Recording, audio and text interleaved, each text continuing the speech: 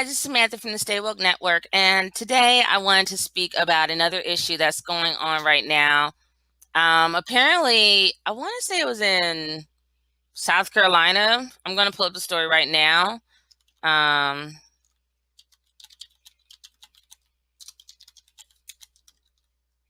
because this is the most unbelievable story I've ever heard of. So, here on Huffington Post, apparently there's a man who was found innocent to be not guilty by his peers, which is the jury. And even though that happened, he was still sent to prison. Okay, so hold on a second. This is not the story. One second. Oh, but they are sending someone to jail. They need to do that with that judge. Okay. So let's see here. I want to say it was this one. Yes, it's the Root 2 days ago.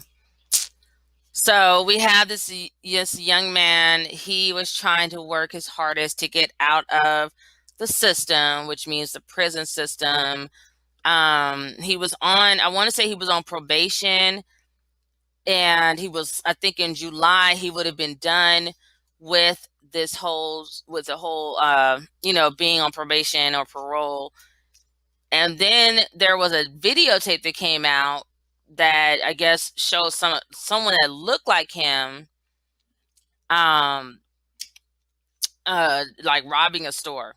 And he knew they were looking for him, so he just came up, turned himself in, but was saying like it wasn't me, but I'm just turning myself in because I know you're looking for me. I don't want to seem like I'm on the run, right? He's trying to do the right thing. And despite that, they still, then he wanted to do like an out plea deal, which basically is you're basically taking a plea deal, but you still can maintain your innocence. This is how I'll explain to like from Dr. Boyce Watkins. I just watch his show. I watch it every morning, time I wake up. It gets me going. But so he wanted to do an out plea deal, and then the judge shot that down, and so he went ahead and had his trial. They found him not guilty, and usually that doesn't happen by a predominantly white jury if they're not all white or non-black. That just doesn't happen. So the fact that they found him not guilty, how in the hell is the judge still sentencing him to go to prison? So let's read the story here. It says, Black man found not guilty of crime, still sentenced to 7 years in prison. In today's example of how the American justice system treats Black bodies, we take a look at Ramad Chapman, a 24-year-old man who was found not guilty by a jury of his peers, but will serve 7 years in prison because, come on, you know why. Read the first two words of the headline again. Black man. According to the Independent, in 2012, Chapman was convicted of breaking and entering for stealing a television worth $120, guys. And this was in 2012. So how old was he in 2012? So that's 5 years ago. Like he was 19. Come on now. It was his first offense, but because he was, again, you know why? Black man. Chapman was sentenced to 5 years probation. Like that's overkill for that crime. $120 at 19 is your first offense. You should not be on probation for 5 fucking years. Especially if you're breaking and entering, it's not armed robbery. They didn't say he was brandishing a gun, holding people hostage to steal stuff. So why did he get that much time for probation anyway? You read that right. He was 19, and a judge thought it necessary to make him property of the state for half a decade. During his probation period, court papers show that he paid his restitution, attended every meeting, finished his community service, and even kept himself employed, which we know is hard in America to keep yourself employed as a Black man. Like most men trying to hire Black people. So he kept himself employed. Unbeknownst to Chapman, he was identified as a suspect in a convenience store robbery in 2014, although he was on probation, which means that he was required to submit his whereabouts to law enforcement officials monthly. Chapman was never arrested for the robbery. In fact, according to him, he had no idea that he was a suspect. So what I'm reading from that paragraph, if he had to submit his whereabouts to law enforcement, aren't they his alibi? Like, shouldn't they be able to say, he submitted that he was here at the halfway house or wherever, or his mama's house, so he couldn't have possibly been at this convenience store doing a robbery. because I think sometimes when you're on probation, he may have had the thing on his leg. I forget what it's called, the ankle bracelet. So I don't know. I just feel like there's so many ways they can prove that wasn't him. If he, especially he's saying it's not him, I just feel like there's so many ways. In 2015, Chapman learned that he had been accused of the crime. So, like most thug gangsters who need to be removed from society for the safety of the good citizens, Chapman did what any criminal would do after evading law enforcement officers for a year. He turned himself in for the crime because he knew he was innocent. But Judge Jack Neerdrick wanted to send Chapman to jail. That's just not hyperbole. When he was arrested, Chapman offered to plead guilty to assault in exchange for having the armed robbery charge dropped, but the judge rejected the deal. Oh, what judge? What armed robbery? Hold on a second. I'm sorry, guys. Chapman offered to plead guilty to assault in exchange for having the armed robbery charge dropped, but the judge rejected the deal. Chapman wanted to enter an Alford plea, which means the defendant pleads guilty but maintains his innocence, but the judge wasn't having that. Of course he's not having that, because you can't help a brother out in no way, shape, or form. For this country, we're post-racial, right? We're in a post-racial society, right? Yeah, right. So Chapman went to trial. It turns out during the trial, the police had no evidence for the case. They didn't find a weapon. They didn't recover any money. There was no video. In fact, the clerk who identified Chapman ID'd him on fucking Facebook, guys, over a year after the robbery. After a year? Like, you freaking kidding me? How the hell do you remember what someone looks like who just robbed you? Like, you don't even know this person. You probably saw them that one time. And then you ID him on Facebook on top of that? Have these people lost their damn minds? So the jury found Chapman not guilty of all charges because they're smart. But the judge wanted to send him to jail, so he did. Neerdrick still thought Chapman was guilty, so he revoked. Oh, so apparently that's how we rolling. We ain't fuck justice. We just, if you feel like you think someone's guilty, we could just say forget the innocent, the not guilty verdict. Let's just send the black man to jail. Anyway, that's basically what he's saying. Neerdrick still thought Chapman was guilty, so he revoked Chapman's probation and sent him to jail. Now Chapman must sit in prison until 2022. To be clear, Chapman's original probation would have been finished 5 years after he was sentenced on July 6, 2012. Although that, and of course, he was almost coming up on the end, which the judge, idiot, racist ass judge, knew that. He was coming up to be done with that 5-year probation sentence, which was bullshit to begin with. Although that initial punishment seems harsh, Chapman complied with every requirement of the court. Even when faced with other criminal accusations, he turned himself in. By all accounts, he was a model citizen. Yep.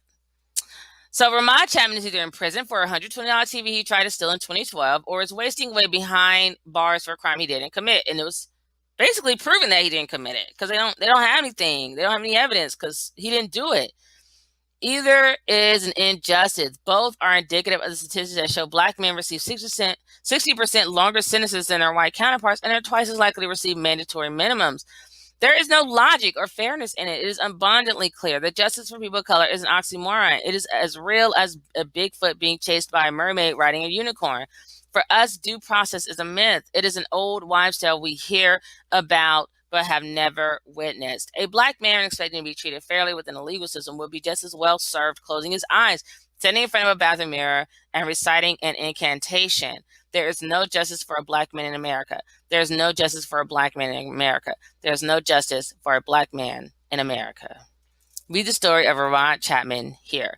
So, oh my gosh, like, I don't even know where to start with this. I don't even know where to start, guys. Like, for one, I'm pissed.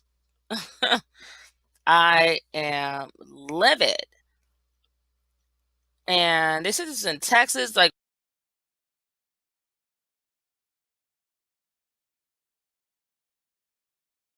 one of the most racist. This is what I want to say to you guys right now.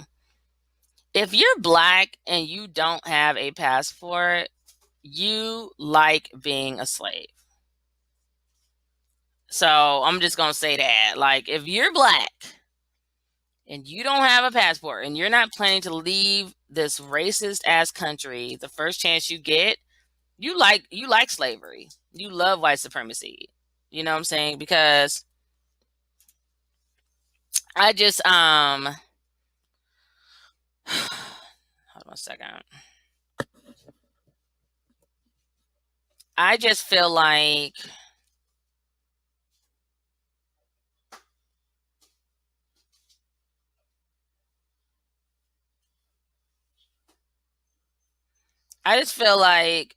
this country's not for us. I don't see how we are going to be able to fight against white supremacy in this country because we are the minority in this country. We're the majority in the world, but we're a minority in this country. So I don't see how we can fight against their very racist system while living in this country. And I do have complete plans to leave this country as soon as my businesses are strong enough and I can live off the income. I'm gone. My children and I already have passports. I'm prior military, so I'm used to traveling all over the world. And you guys might want to get used to traveling all over the world too, because America is a very small blip on the map compared to all the places that Black people could live and be more than welcome to live. So let me see if I can find this one video about Black people in Ethiopia. It's the Rastafarians, Ethiopia. Just living the life. And I'm like, when can I get over there? Like, I'm so tired of these kinds of stories and just feeling helpless. Like, I can't do anything. And I'm just angry. I'm fucking angry about this whole thing. And there's really nothing we can do. Like, let's be real here. Like, there's not much we can do. We can protest. We can do. But I personally am tired. I'm tired of protesting. Like, I don't even protest anymore because that's how tired I am of protesting. Like, I just want to be done with it. Hold on a second. I just want to be done with it. Like, I'm sick of white supremacy. I feel like we should be going back and investing in Africa anyway. That is our continent. And we should just be uniting as much as possible and building our economy. Like, it's crazy because there's so many other people going over to Africa and we're just sitting here like, hold on a second. There's so many people going over to Africa and we're still here like dealing with the bullshit. Like, why? And they're not even Black. Like, I can show you another video where they're like Chinese are going over there in droves. The raggedy ass white folks are already over there trying to take over our continent. Like, in my dream world, we would kick their ass. We should have kicked their ass out of Africa a long time ago. Like, when I want to say it was Kenya or Ethiopia. It was one of those countries that basically fought back and won and were able to take control back of their country. And we continue to let white people stay there. No, your ass, that's the problem with Black folks. Too damn nice. I would have kicked their ass out. So let's watch this video really quickly so we can see how people are living and loving Africa.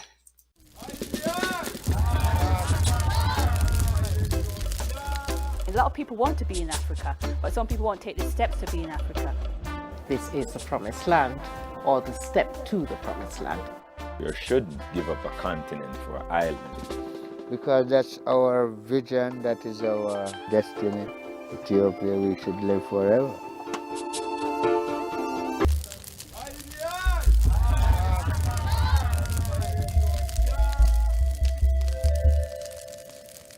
Coronation Day in Shashamane, Ethiopia. These are the Nyabingi, a sect within the people who call themselves Rastafarians. Today is the day they celebrate the crowning of Haile Selassie as Emperor of Ethiopia in 1930. Their name, Rastafarians, or Rastafari, comes from Haile Selassie's name before his coronation, Rastafar. While their members include some Ethiopian nationals, most of their ranks are formed by people from around the world who have come home to Africa. Between the 15th and the 19th centuries, Africans were taken against their will to the Americas to work as slaves, picking cotton, cutting sugarcane. In the 1860s, Abraham Lincoln abolished slavery in the United States, ending the practice in the Western Hemisphere. Soon, descendants of slaves were returning home to Africa, mostly to West Africa, where they started their countries of Liberia and Sierra Leone. Marcus Garvey, a Jamaican, was descended from slaves brought to work the Caribbean sugar plantations. He started the United Negro Improvement Association in the early 1900s, preaching black self-empowerment. He had 1 million followers in the US. Marcus Garvey predicted a black king would be crowned and would unite Africans on their own continent. That prediction appeared to come true when Haile Selassie became Emperor of Ethiopia. He quickly established himself as a champion of peace, independence, and African unity. In the 1930s, a group of Jamaicans, descendants of former slaves, inspired by Marcus Garvey, believing Haile Selassie was the Black King, formed a spiritual movement or a religion and called themselves Rastafarians. They took Haile Selassie's birth name, Rastafar, and soon gained a following in other countries, eventually spreading from Jamaica around the world. By the 1960s, many believed Haile Selassie was the second coming of Jesus Christ. They were drawn home by the Ethiopian emperor, returning to Africa to fulfill a religious conviction and unite Africa. There are said to be over 1 million Rastafarians worldwide, with the numbers increasing in East and West Africa especially.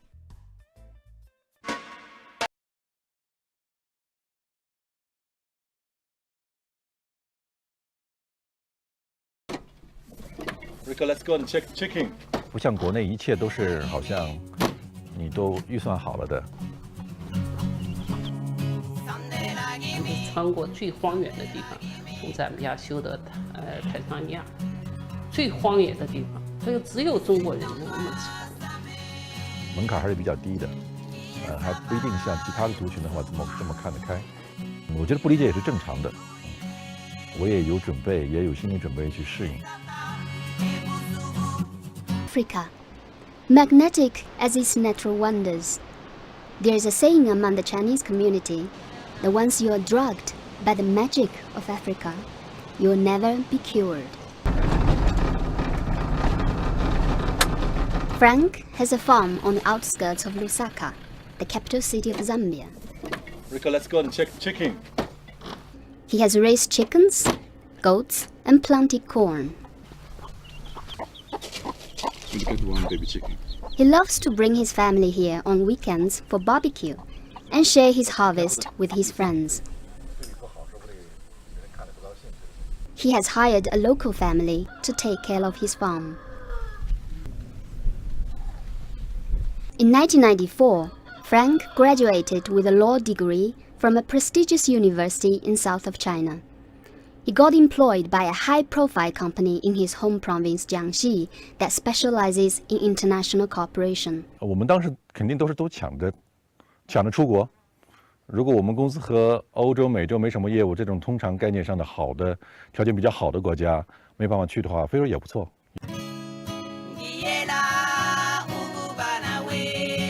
A few years later, Frank was deployed by his company to Botswana. The memory of arriving in Africa for the first time is still very fresh, almost 20 years on. 当时我记得我到非洲到博茨的时候，正好是个冬天，国内是很热的时候。一到博茨冬天，但它的冬天属于那种你可以上面穿着棉袄，下面穿着短裤的那种冬天，很干燥。这个天就像当时这个 Windows 屏幕保护程序的那么蓝天白云这么漂亮，一看这个地方喜欢。 The young man realized he had found a whole new continent where he could grow and break away from the typical Chinese path. 不像国内一切都是好像你都预算好了的，什么年龄可以结婚，什么时候你需要去分房装修，好像是按部就班。像我们这样的有些年轻人，还是喜欢一点意外的，所以我就属于这么一小撮人。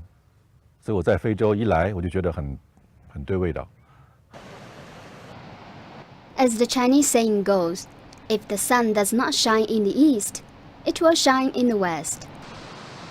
Frank made a new discovery. 赞比亚人，就是这两个国家的黑人，他也保持着很多我们期待的那种女性的传统，贤惠啊，照顾他们来讲，照顾丈夫的话，我觉得，从我知道的角度来讲的话，不会平均水平吧，不会比中国女孩差。Frank married Lucy. Together they have 3 sons, Reiko, Caleb, and Boo Boo. Okay, go on, catch Reiko. Catch Reiko. The interracial marriages between Africans and Chinese were at the time rare and not without controversy even today. 我记得我娶了当地的赞比亚的女孩结婚，对于其他的男性来讲的话，他们是不是会很欣赏、很支持？我觉得这个值得商榷。He found himself in a hard place and a rock. The pressure equally came from his Chinese community. 我觉得中国人在这个观念里面的话，跨越种族的观念里面，门槛还是比较低的，还不一定像其他的族群的话这么看得开。我觉得不理解也是正常的，我也有准备，也有心理准备去适应。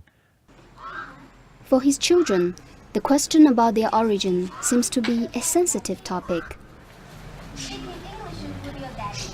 Do you think you are Chinese or African? African. African, okay. It's okay. After his marriage in 2000, Frank transferred all his assets from China to Zambia and invested in a clothing business together with Lucy. The unpredictable business world was yet another challenge that Frank was willing to take. The couple opened their first store in a bustling street on Cairo Road in Lusaka. Does this bring back good memories? Yeah, I still remember the time I never used to know how to use Photoshop, but I have to force myself to make a little logo and make a little signpost 15 years ago. Not nice, but bringing a lot of memories. I remember I worked together up to 12 hours for this. How many years we know each other? I've been here for almost 13 years. 13 years. How did you know each other? How do we know each other? We know each other a long time. You know, even we opened those shops when I was young. When you was young, you're still pretty young. we are actually neighbors. This is my wife's shop, and this is his store.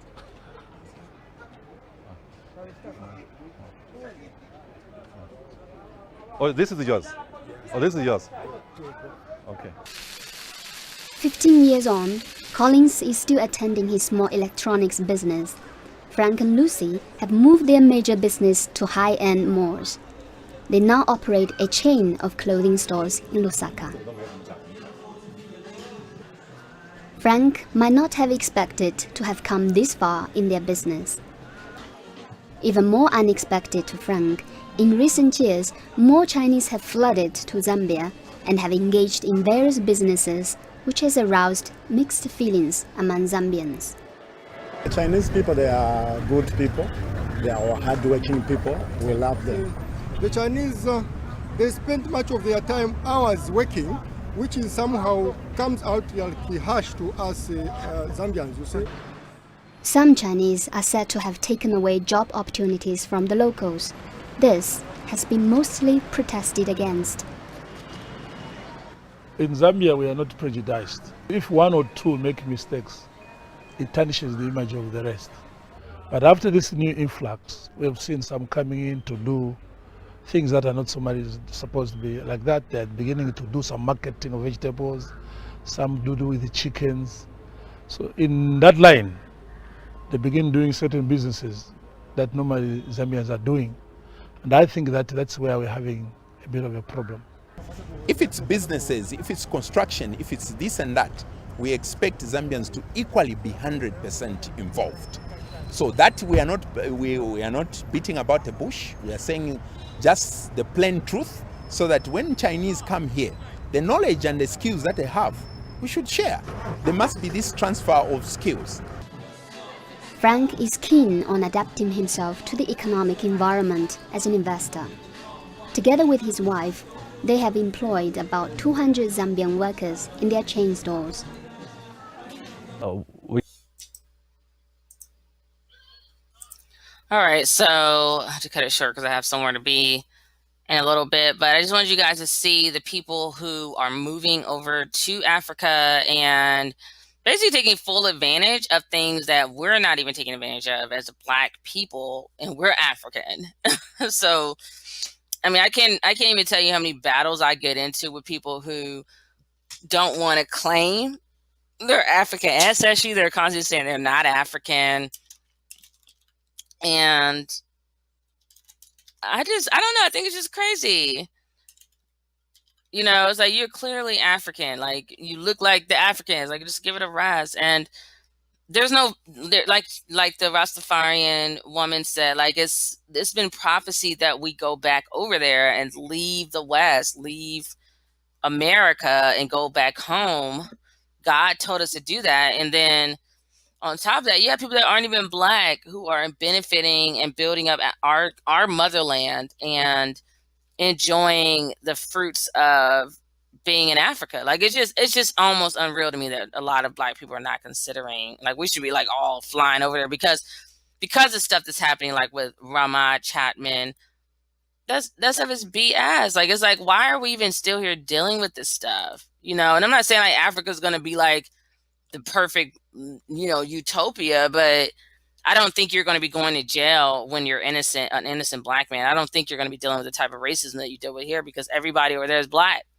So they don't even have that same mentality as they do over here in America, where it's predominantly white. So I don't know. That's